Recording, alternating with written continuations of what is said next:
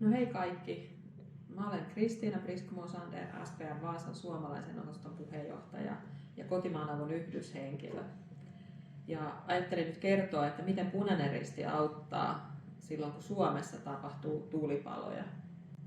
Meillä on Vaasassakin ja Vaasan lähiseuduilla viime aikoina ollut useita tulipaloja, joissa ollaan oltu mukana avustamassa. Ja me avustetaan sieltä Punaisen Ristin katastrofirahastosta.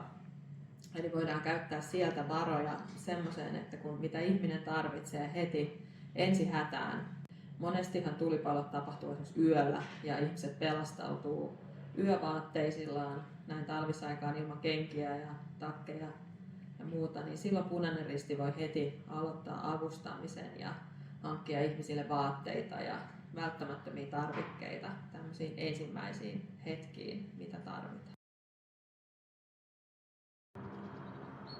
Kun tulipalo tapahtuu, niin yleensä hälytys tulee vapaaehtoisille Pohjanmaan sosiaali- ja kriisipäivystyksen kautta.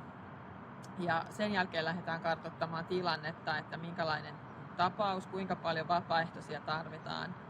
Eli useimmiten se lähtee siitä, että onko kyseessä yksinäinen henkilö, yksi perhe vai mahdollisesti vaikka kerrostalon tulipalo, milloin tarvitaan paljon väkeä ja paljon vapaaehtoisia apuun.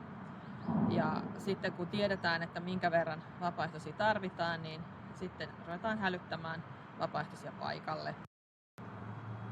Vapaaehtoisia tarvitaan erilaisiin tehtäviin tulipalossa. Esimerkiksi kun jokin aika sitten paloi Palosaarella, oli kerrostalossa tulipalo, niin vapaaehtoiset muonittivat, tarjosivat ruokaa ja juomaa asukkaille. Ja sen lisäksi niin vietiin heitä ostamaan vaatteita ja tarvikkeita.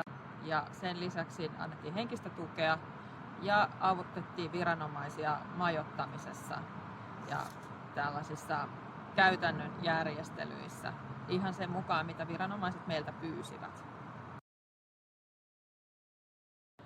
Miten sitten tavallinen ihminen voi avustaa tällaisissa tulipalotilanteissa?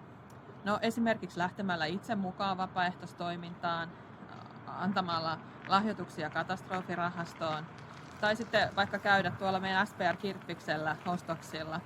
Eli kirppiksen tuotoilla tuetaan vapaaehtoistoimintaa täällä meidän Pohjanmaan Vaasan alueella ja sitä kautta osallistuu tämmöisten tilanteiden auttamiseen.